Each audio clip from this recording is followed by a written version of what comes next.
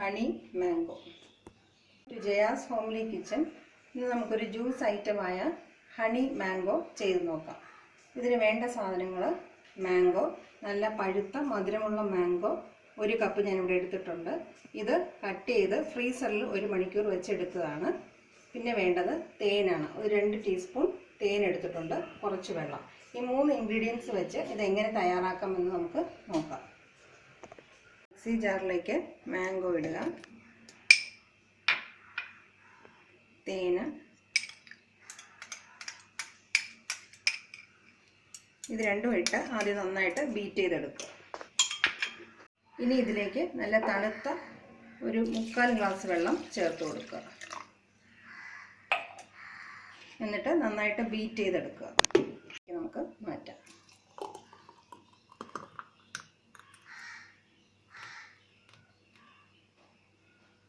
കുറച്ച് പീസസും കൂടെ കിടക്കുന്നതാണ് അതിൻ്റെ ടേസ്റ്റ്. ഇപ്പോൾ ഹണി മാംഗോ റെഡിയായി. Thank you for watching my video.